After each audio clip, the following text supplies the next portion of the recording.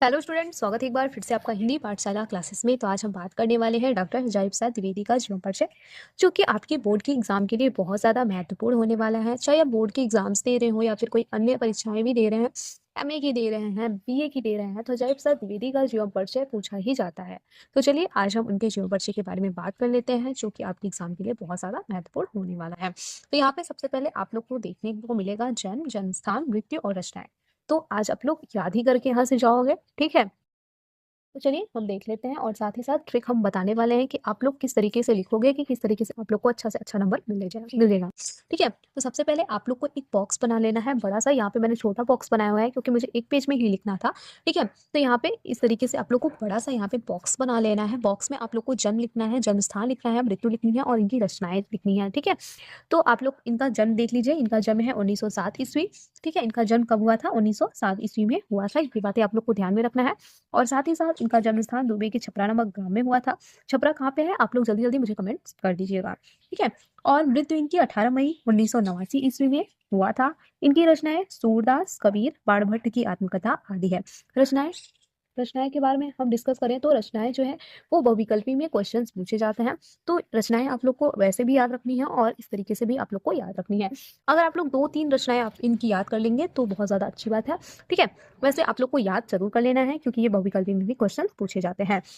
अब हम चलिए किस तरीके से आप लोग जीवन परिचय लिखेंगे वो बताती हूँ। यहाँ पे सबसे पहले आपको एक बॉक्स बना लेना है बड़ा सा। उसमें लिखना है जन्म, जो कि इनका जन्म हुआ था 1907 ईस्वी में। जन्म स्थान दुबई के छपरा नामक ग्राम में। मृत्यु इनकी 18 मई 1989 ईस्वी में। और रचनाएं सूरदास, कबीर, बाणभट्ट की आत्मकथा आदि।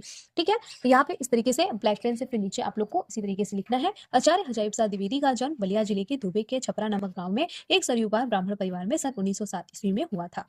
ठीक है, 1907 ईस्वी में हुआ था। ये बातें आप लोग को ध्यान में रखना है। छपरा, दुबे के का छपरा। ठीक है, दुबे के छपरा। आप लोग छपरा कहाँ पे है कमेंट जरूर कर दीजिएगा। ठीक है, जिन जिन बच्चों को पता है आप लोग कमेंट जरूर करिएगा।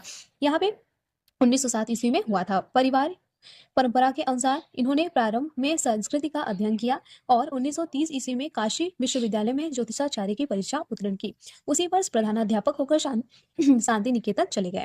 फिर 1950 ईस्वी में आप काशी विश्वविद्यालय में हिंदी विभाग के अध्यक्ष के पद पर भी नियुक्त हुए। भारत सरकार ने इन्हें 1957 ईस्वी में इनको पद्म भूषण की उपाधि भी प्रदान की। इनका देहांत 18 मई 1989 ईस्वी में हो गया था। ठीक है, इतनी आपको बातें याद रखनी है।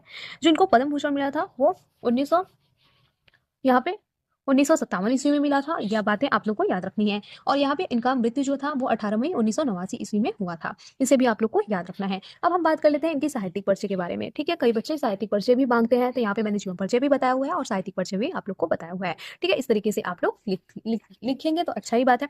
क्योंकि क्या होता है कि जीवन परिचय इतना आप लोग को लिखना रहता है। अगर आपके पास टाइम हो तो साहित्यिक परिचय आप लोग लिख सकते हैं। अगर साहित्यिक परिचय लिखने के लिए आया है तो आप लोग साहित्यिक परिचय लिखिएगा। ठीक है, ज्यादा आप लोग लिख के टाइम वेस्ट अपना मत कीजिएगा क्योंकि एग्जाम में बहुत ढेर सारे लिखने होते हैं टॉपिक्स। ठीक है, यहाँ पे साहित्यिक परिचय द्विवेदी जी के रचनात्मक निबंधों एवं व्यवहारिक भाषाओं का प्रयोग हुआ है।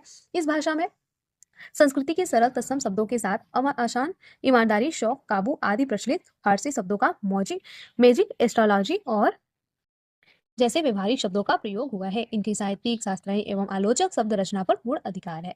ठीक है, इनकी भाषा जो है वो सरल, प्रमोद एवं आलोचना है, जो कि शब्द रचना को पूर्ण अधिकार बनाता है। अब इनकी कृतियां के बारे में हम बात कर लेते हैं। तो इनकी कृतियां यहाँ पे बताया गया है, जो कि 6 कृतियां यहाँ पे आप लोग को देखने को मिलेगा। सबसे पहला कृतियां है बाणभट्ट की आत्मकथा, जो कि मोस्ट इंपॉर्टेंट है, आप लोग को इसे याद रखना है।